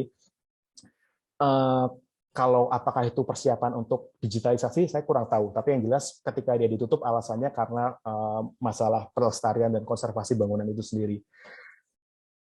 Mungkin sambil menyambung ke pertanyaan kedua yang punya Fawaz, jadi kapan digitalisasi itu bisa dilakukan itu? Kalau menurut saya ya, kembali ke prinsip yang tadi, lebih baik berlebih data daripada kurang. Jadi sebenarnya ketika kita memiliki kesempatan melakukan digitalisasi, itu lakukanlah gitu. Atau ketika kita paling nggak digitasi gitu. Jadi kita punya arsip digitalnya. Nah, itu tadi sama ada pendapat-pendapat tadi, misalnya masalah kehilangan sense of authenticity, kemudian masalah mungkin menurunkan sense of place kalau di sini pakai istilah Fawaz ya. Jadi itu beberapa argumentasi yang sudah sering dilontarkan gitu oleh banyak orang terkait digitalisasi gitu. Karena memang betul sih ketika kita mengunjungi tadi katakanlah Ayutthaya secara virtual gitu, kita nggak bisa megang itu loh bendanya kayak apa, atau kita nggak bisa merasakan panasnya di sana dan lain sebagainya, yang merupakan bagian dari pembangunan experience ketika kita mengunjungi suatu tempat gitu. Jadi memori kita nggak sempurna gitu. Nah, tapi ada satu kewajiban tadi yang saya rasa, apalagi ketika dia sudah menjadi cagar budaya, apalagi ketika dia sudah menjadi World Heritage gitu, yang mana warisan budaya itu bukan hanya milik orang tertentu, tapi dia milik publik yang banyak. Gitu. Jadi teman-teman kita yang ada di Aceh, teman-teman kita yang ada di Papua, itu mereka memiliki hak yang sama untuk mengakses warisan budaya tersebut. Gitu. Jadi kalau menurut saya tidak ada salahnya kita memberikan akses itu gitu. Ya, tapi mungkin bisa dikurasi bagi objek, kalau museum apa tadi namanya? museum Radia Pustaka mungkin apa koleksi-koleksi yang masterpiece-nya gitu. Dan bisa saja tidak semuanya didigitalisasikan untuk membuat yang saya bilang tadi, misalnya membuat orang penasaran untuk datang gitu. Tapi kalau dalam hal masalah kedaruratan, saya rasa yang paling penting didokumentasikan atau didigitalisasikan adalah objek-objek yang terancam rusak. Jadi mungkin itu sedikit banyak bisa menjawab pertanyaan dari Fawaz. Terus mungkin bisa berlanjut ke yang selanjutnya. Kok kayaknya banyak ya? Cukup banyak ya pertanyaan pada sesi kali ini. Terima kasih Mas Wibi untuk jawabannya. Untuk Fawaz dan Yuha, bagaimana? Apakah sudah menjawab pertanyaannya? Oke, baik. Terima kasih Fawaz, terima kasih juga Yuha.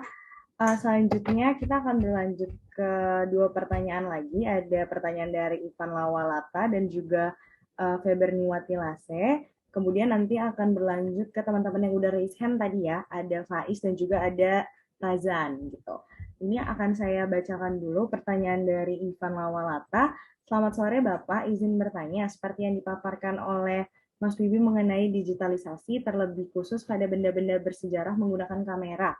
Apakah skill fotografi sangat diperlukan ya Pak dalam menjadikan benda-benda bersejarah tersebut menjadi digitalisasi? Bagaimana jika skill fotografinya kurang seperti itu? Kemudian yang kedua dari Feberniwati Lase, Om Swastiastu, selamat sore Bapak dan teman-teman. Perkenalkan, nama saya Feberniwati Lase dari Universitas Pendidikan Ganesha. Di sini saya ada pertanyaan, jika digitalisasi hanya digunakan untuk melestarikan atau mengabadikan, misalnya seperti memfoto sebagai dokumentasi sejarah, lalu bagaimana dengan relevansi gambar-gambar dan video-videonya ya Pak? Apakah bisa dijamin keasliannya? Karena sekarang seperti yang kita ketahui banyak sekali editan atau manipulasi yang digunakan sebagai media untuk mendapat penghasilan. Jadi bagaimana ya Pak solusi tentang hal itu? Terima kasih, Thomas. Mungkin saya jawab pertanyaan yang dari ini dulu ya, dari Ivan Lawalata. Ya, maksudnya dalam bentuk paling sederhana itu kemampuan fotografi memang diperlukan gitu. Dan sebetulnya kalau dibilang kemampuan skill fotografinya kurang, itu jangan khawatir dalam artian yang namanya kamera sekarang itu kita sudah dianugerahi oleh perkembangan teknologi ya, yang kamera zaman sekarang bahkan kamera handphone itu bisa memfoto gambar dengan sangat baik gitu selama ya kita ngambilnya benar dan lain sebagainya gitu. Dengan mode otomatis pun sudah cukup baik gitu. Nah, tapi jadi mungkin sebagai gambaran saya itu baru berkenalan dengan yang namanya teknologi baik semua itu tadi yang saya presentasikan itu tahun 2016 atau 2017 ya, saya lupa. Dan baru per tahun itu pula gitu saya mulai investasi waktu dan tenaga untuk belajar mengenai fotografi secara detail gitu. Dan fotografi yang saya pelajari itu khusus untuk keperluan ini gitu. Jadi kalau diminta buat foto potret orang atau foto nikahan saya nggak bisa, itu skill yang beda gitu. Nah, tapi fotografi yang saya pelajari adalah fotografi yang khusus untuk objek-objek arkeologi gitu, baik misalnya sudut pengambilan gambar dan lain sebagainya. Dan praktis sejak tahun 2019 mungkin itu proyek-proyek saya kebanyakan adalah yang sifatnya digitalisasi, yang mana hasilnya masih agak nggak bisa dirilis gitu karena terlibat dengan pihak lain yang sangat disayangkan.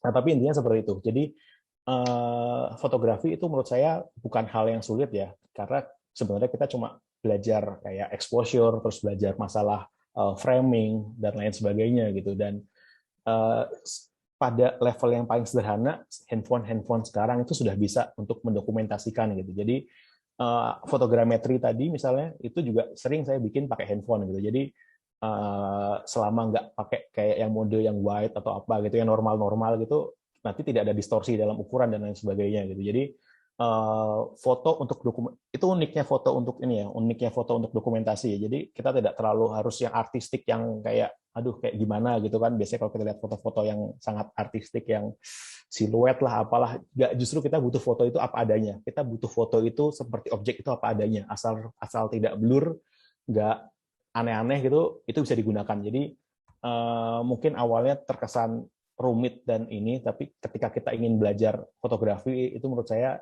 cukup simpel gitu, dan dengan perlahan-lahan dengan pengalaman nantinya juga akan terbangun. Tergantung juga alat yang digunakan untuk itu apa gitu. Jadi menurut saya awalnya mungkin terasa sulit, tapi pelan-pelan nanti jika belajar fotografi secara sederhana itu nanti bisalah pelan-pelan. Seperti itu untuk Ivan. Lalu untuk Faber Niwati, untuk Faber, bla bla bla bla bla bla bla bla bla. Ini agak menarik juga ya, dalam artian banyak data-data itu yang sifatnya agak dipertanyakan karena banyak manipulasi gitu. Jadi mungkin ketika kita ingin menggunakan data tersebut sebagai sumber yang kita tidak melihat arsip aslinya, itu mungkin kita bisa mencari di sumber penyedia data yang cukup kompeten dalam hal ini, misalnya Delper, KITLV, atau lembaga-lembaga yang kita tahu, atau ANRI misalnya, yang mereka memiliki kompetensi dalam hal itu gitu. Jadi betul data yang mereka simpan adalah data-data yang sifatnya aktual gitu, yang bukan apa namanya, bukan apa istilahnya ya, bukan hoax gitu.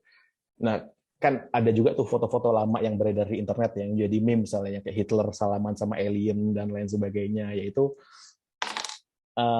mungkin kita juga harus melakukan riset juga ya, melakukan riset terkait suatu data yang kita gunakan. Kalau di teks kan ada kritik intern dan kritik ekstern, jadi dari data yang kita gunakan itu kita juga tetap harus melakukan kritik juga gitu, apakah betul dan memungkinkan gitu. Misalnya judulnya fotonya Perang Dunia Kedua gitu, tapi dia ada di situ ada foto orang main fidget spinner, itu kan nggak nyambung gitu dan nggak mungkin gitu. Jadi konten foto kita perhatikan juga, misalnya siapa pengambil fotonya, tahun berapa, dan ya mungkin kalau kita menganalisis kayak editan foto di dalamnya mungkin agak ini ya, agak komprehensif ya, agak sulit gitu. Tapi kalau kita melihat itu tadi apa-apa yang ada di dalam foto, apakah itu benda yang ada pada tempatnya gitu. Nah jadi ada itu tadi, ada kritik ekstern dan kritik intern terhadap data yang kita gunakan. Jadi kita perlakukan data yang kita peroleh ini sebagai data yang sama seperti data yang kita peroleh secara digital ini, kita perlakukan seperti data-data yang sama seperti data yang kita peroleh di lapangan. Tetap harus kita perhatikan gitu. Karena misalnya untuk arkeologi menemukan arca banyak sekali yang merupakan arca duplikat gitu atau arca palsu. Jadi kita tetap harus hati-hati. Yang agak sulit menurut saya dan agak complicated itu sekarang kan banyak ini ya, komunitas foto-foto, penggemar foto-foto lama terus diwarnai. Nah kadang-kadang itu kita agak jadi bukan mengganggu sih, sebetulnya membantu, tapi di sisi lain kayak membuat rancu gitu interpretasi kita ketika kita ingin membicarakan mode pakaian. Terus mereka mewarnai baju-baju, misalnya kita ingin membicarakan sejarah mengenai baju-baju tentara di Indonesia. Terus foto-foto lama itu bajunya kayak diwarna kembali gitu kan, kayak kadang-kadang apakah warna itu betul warna yang sama dengan yang sebelumnya dan lain sebagainya. Itu mungkin yang menjadikan catatan gitu. Jadi kita harus tetap meng-cross check dengan koleksi asli jika ada, ataupun mengecek sumber-sumber lain yang relevan. Mungkin itu jawaban untuk pertanyaan dari Faber, seperti itu. Oke, terima kasih Mas Yudi untuk jawabannya. Bagaimana Faber dan Ivan, apakah sudah terjawab? Sudah Kak, terima kasih banyak Kak. Baik, terima kasih. Mungkin bisa kita lanjutkan nih ke teman-teman yang udah raise hand, ada Razan dan Faiz. Bagi teman-teman yang lain yang ingin mengajukan pertanyaan, bisa dipersilakan di kolom chat atau bisa raise hand juga ya. Mungkin kita ke Razan dulu. Halo Razan. Halo, selamat sore. Semua Razan. Selamat sore untuk Mas Wibi. Selamat sore, Rafa. Ya, sebelumnya perkenalkan dulu, saya Razan, dipanggilnya Rafa, dari program studi arkeologi UI. Saya mau tanya Mas, cuman mau tanyanya mungkin agak-agak geser dari yang Mas Wibi jelasin tadi. Terkait ini Mas, terkait terkait perahu project. Itu kalau nggak salah itu kerjaannya Mas Wibi kan, kalau nggak salah. Gitu. Nah, itu yang saya lihat Mas di uploadan Instagram Mas Wibi itu gambarnya detail sekali hingga ke dalam permukaan. Nah, pertanyaan saya, apakah Mas Wibi fotonya hingga ke dalam-dalam? Terus hingga deket banget? Kalau misalnya pun ke dalam-dalam, kalau misalnya itu dicontoh kasuskan ke hal yang lain, yang dimana kita harus mungkin masuk atau kita mungkin harus menginjak, itu bisa dikategorikan sebagai merusak juga nggak, Mas? Terima kasih. Itu aja. Mungkin boleh disambung ke penanya berikutnya dulu ya. Baik, boleh. Boleh dipersilakan Faiz. Halo Faiz. Halo Mas Wibi, terima kasih atas Halo, kesempatannya. Faiz. Mau menanyakan soal yang tadi ya, Mas Wibi kan sempat menyinggung mengenai bagaimana banyak banget nih akses terhadap digitalisasi dari arkeologi yang digitalisasi heritage yang sifatnya restricted gitu. Dan ini saya rasa ini nggak sebenarnya nggak khusus ke disiplin arkeologi aja ya. Kalau kita lihat emang secara khusus hampir semua disiplin juga mengalami hal yang sama gitu, privatisasi dan kapitalisasi hak-hak intelektual dan akademik, sehingga banyak banget kayak resource yang seharusnya bisa open access di web terus jadi entah terbatas hanya untuk kalangan tertentu atau lebih parahnya harus bayar gitu. Nah, dari yang mau saya tanyakan, dari penglihatan Mas Wibi sendiri, seberapa parah sih atau seberapa sering sih fenomena ini ditemukan di disiplin arkeologi? Terus kira-kira bagaimana baiknya menyikapi, bagaimana pandangan dari Mas sendiri dalam menyikapi ini gitu, fenomena di mana banyak banget digitalisasi yang restricted atau harus berbayar. Itu aja, Mas.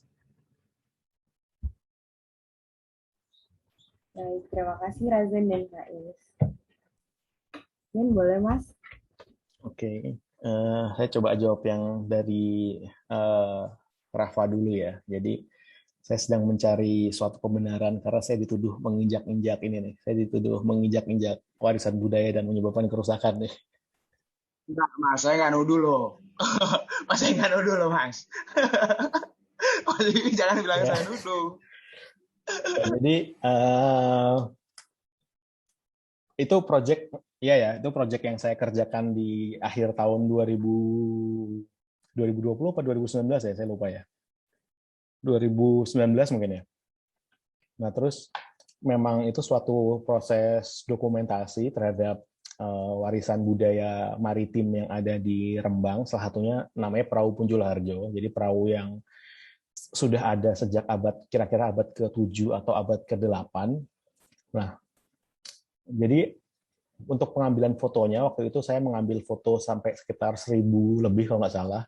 Jadi mengambil foto keliling perahunya. Nah, terus kebetulan saya memperoleh izin waktu itu dari pihak Pemda Kabupaten Rembang untuk naik ke atas. Itu hal yang belum saya peroleh sebelumnya.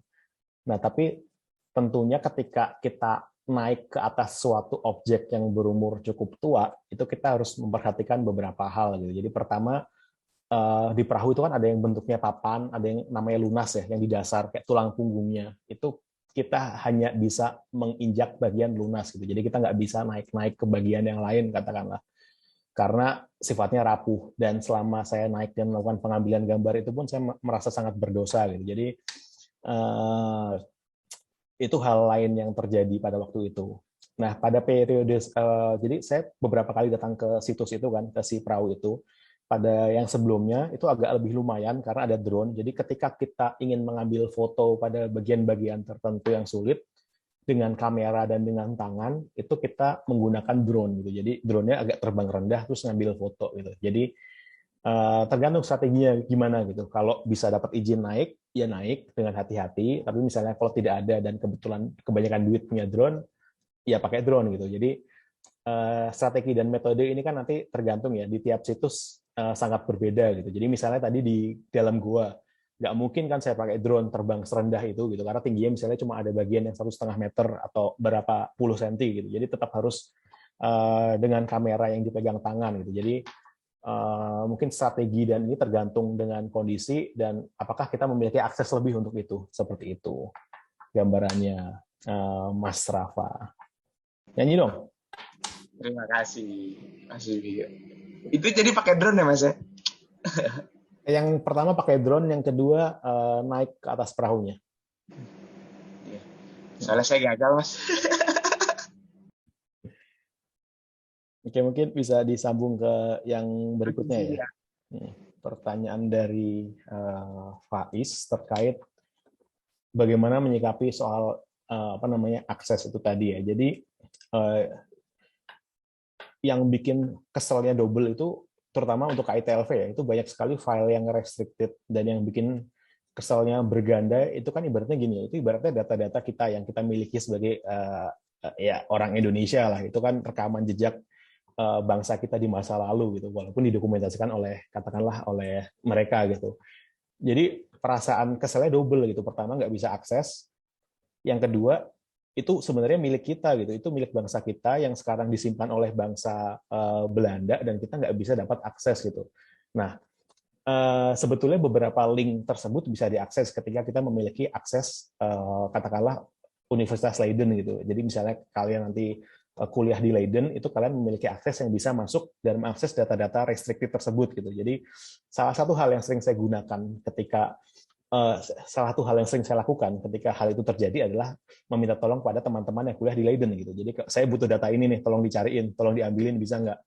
Nah, tapi untuk yang saya paling sering temukan ya, itu memang yang di Leiden sih terutama ya, dan di beberapa dokumen yang ada di bukan Museum Nasional, Perpustakaan Nasional itu juga cukup mengesalkan. Jadi kayak kita dikasih spoiler depannya aja, terus kayak mau download nggak bisa, mau baca di situ juga nggak bisa, dan juga yang ada di Arsip Nasional gitu. Karena yang ada di Arsip Nasional terakhir kali saya mau akses itu hanya bisa diakses untuk jaringan lokal gitu. Jadi kita harus pakai komputer yang ada di sana gitu. Dan itu juga nggak bisa kita download atau kita copy atau kita gimana gitu. Kita harus baca di situ gitu. Jadi ya kalau mungkin kita agak lebih niat ya kita mungkin bisa bersurat ya dengan mengajukan permohonan data dan lain sebagainya gitu. Mungkin untuk lembaga-lembaga yang ada di Indonesia itu masih memungkinkan gitu. Tapi untuk yang di KITLV misalnya itu saya belum pernah mencoba, dan itu memang cukup sering terjadi, dan pada data-data yang kita cari mungkin data-data yang sifatnya agak restricted itu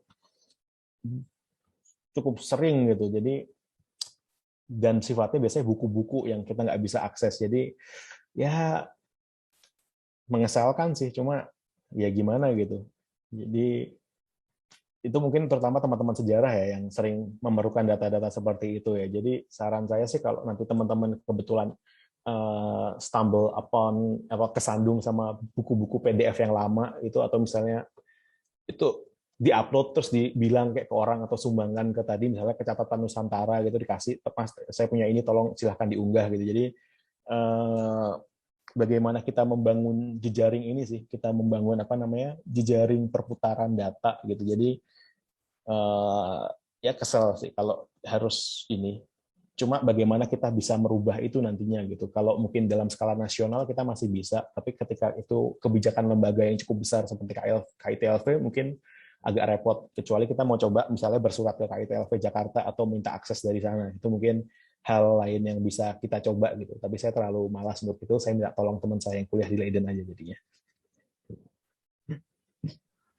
Baik, bagaimana Faiz dan Rafa, apakah sudah terjawab pertanyaannya? Aman, makasih Mas. Oke, terima kasih. Kalau saya boleh. Oke, makasih Rafa dan Faiz. Ini ada satu pertanyaan terakhir Mas, sebelum nanti kita tutup dan juga sesi foto bersama. dari Honami dari UI. Ini kayaknya tadi ada gangguan sinyal, jadi Honami titip pertanyaan ke saya. Jadi pertanyaannya itu dalam fotogrametri digital, apakah ada aturan-aturan tetap yang penting untuk diingat dalam perekaman data arkeologi? Bagaimana jika ada pelanggaran dokumentasi dalam proses perekamannya? Misalnya, bagaimana jika ada pelarangan?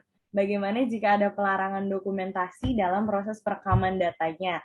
Misalnya, pelarangan dari masyarakat sekitar karena kepercayaan goib mereka. Tentunya hal ini dapat menjadi penghambat dalam proses digitalisasi. Gitu, Mas. Oke, tadi ini ya terkait siapa yang Honami bertanya? dari Honami, Mas. Honami dari mana? Dari Arkeologi UI. bukan? Iya, dari arkeologi UI. Oke. Itu pertanyaan yang menarik ya, karena sangat terkait dengan akses itu tadi dan terkait dengan banyak sekali tinggalan arkeologi yang dianggap memiliki signifikansi secara spiritual gitu oleh kelompok masyarakat. Gitu. Jadi kalau ini saya sendiri ya, kalau berdasarkan pengalaman dan saran saya sendiri ya, ketika kita tidak bisa memperoleh akses, katakanlah akses seperti tadi, terutama adat, itu mungkin kita bisa melakukan pendekatan secara personal gitu, atau pendekatan kepada orang-orang yang dituakan gitu. Kita memohon izin dan lain sebagainya gitu. Tapi jika kita masih tidak bisa juga mendapatkan izin untuk itu gitu, ya mau tidak mau itu mungkin tidak bisa kita lakukan gitu, karena jika kita melakukan dengan curi-curi, menurut saya itu melanggar etik gitu. Jadi kita bekerja di lapangan itu kan kita pertama kita merepresentasikan diri sendiri, kemudian kita merepresentasikan lembaga ya, dan terakhir kita merepresentasikan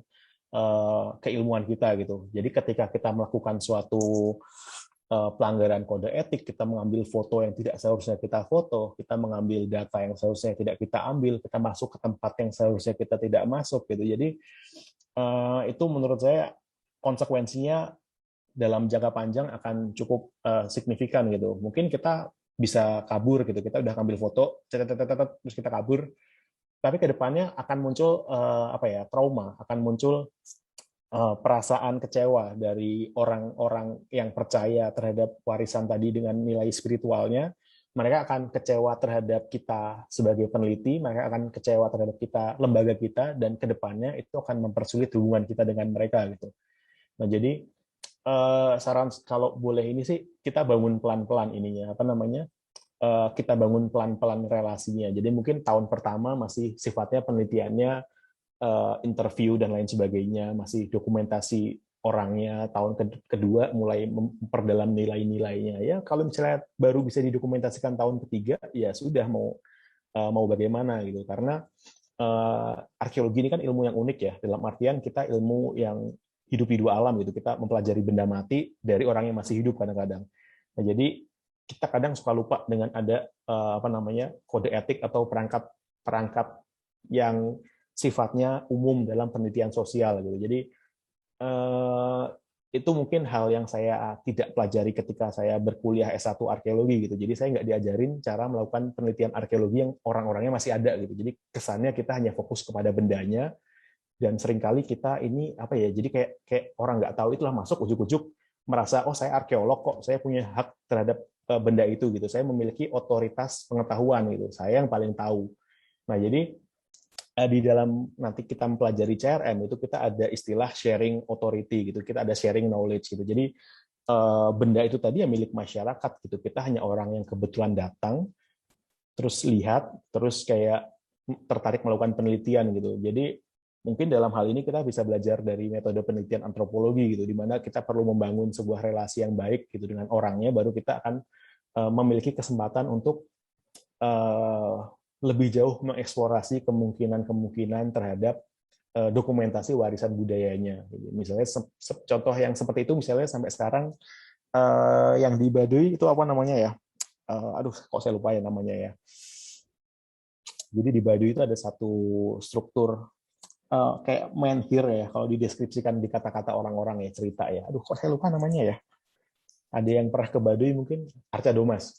Nah, si Arca Domas itu kan sampai sekarang kayaknya kita tidak melihat ada ini ya dokumentasinya yang komprehensif ya, padahal kayak Baduy sudah terbuka untuk pariwisata berapa lama gitu, dan adalah orang-orang yang pernah ke sana dan melihat gitu. Tapi sampai sekarang kita tidak mendapatkan akses untuk dokumentasi secara detail tentang benda itu gitu. Padahal bisa jadi itu sangat menarik untuk meningkatkan pemahaman kita mengenai budaya, mengenai orang sejarah orang-orang Baduy gitu. Jadi tapi ya itu tadi, kita sebagai peneliti tidak bisa egois gitu. Kita terikat pada ketentuan-ketentuan dan kode etik kita sebagai peneliti.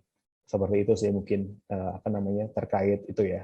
Kalau terkait hal teknis mungkin nanti bisa dipelajari di kelas di metode fotogrametri, kalau nggak salah ada di semester 5 nanti di arkeologi UI. Tapi jangan lupa masalah etik, itu aja sih kalau ke lapangan dan ingin mengambil data ke warisan budaya yang sifatnya living monument ataupun mendapatkan nilai sakral dari masyarakat. Mungkin itu yang bisa saya jawab. Baik, Mas. Jadi pembangunan relasi itu di masyarakat sekitar juga menjadi sebuah hal yang penting ya. Bagaimana Honani, apakah sudah terjawab? Apabila sudah terjawab Mas Widi, berarti secara bertahap ya Mas mengambil kepercayaan masyarakatnya. Terima kasih Mas Widi untuk jawabannya. Wah, cukup banyak nih pertanyaan dari teman-teman, senang banget karena banyak teman-teman yang antusias sama kegiatan kita kali ini dan juga sama materinya. Terima kasih juga nih kepada Mas Widi karena sudah membagikan materi secara komprehensif juga, secara informatif. Bahkan kita juga di sini dapat memperoleh wawasan baru, dapat memperoleh banyak tadi Mas Widi ngasih InHeritage tuh yang buat virtual tour, juga ada berbagai hal lainnya ya gitu, kayak misalkan tadi ada aplikasi, ada app-app seperti fotogrametri, terus kayak alat-alat LIDAR juga yang bermanfaat untuk proses digitalisasi itu sendiri gitu. Jadi banyak yang diperoleh di kegiatan kali ini. Aku mau ngucapin terima kasih banyak buat Mas Widi atas ketersediaannya mengisi acara kali ini, juga materinya sangat luar biasa lengkap dan sangat luar biasa informatif. Mungkin selanjutnya kita akan lanjut ke sesi berikutnya, yaitu pemberian sertifikat. Mungkin bisa di-share screen. Oke, jadi ini akan ada pemberian sertifikat secara digital. Nanti sertifikat fisiknya akan dikirimkan melalui jasa pengiriman. Tuh, mungkin kita ini dulu ya, Mas. Kita dokumentasikan dulu ya, Mas, ininya, pemberian sertifikatnya. Oke. 1, 2, 3. 1, 2, 3. Oke. Baik. Terima kasih Mas Wibi untuk waktu dan ketersediaannya. Nanti akan dikirimkan sertifikat fisiknya. Untuk selanjutnya kita ada sesi foto bersama nih teman-teman. Mungkin bisa on cam dulu yuk sebentar. Kita mau ada sesi foto bersama nih.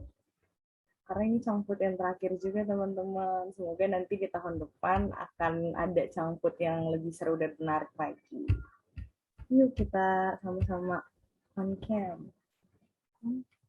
Makasih nih buat teman-teman yang udah on cam. Ya mungkin ya. Oke, 1, 2, 3. Slide kedua ya. 1, 2, 3. Oke, udah nih. Terima kasih ya teman-teman yang udah mau meluangkan waktunya, udah mau berdiskusi bareng-bareng sama kita dan juga bareng-bareng sama Mas Wibi. Kiranya apa yang udah disampaikan oleh Mas Wibi, juga tadi sesi tanya jawabnya ini bisa bermanfaat untuk teman-teman semua ke depannya, dan juga bisa memperluas serta menambah wawasan teman-teman semua. Gitu. Terima kasih teman-teman. Terima kasih Mas Wibi.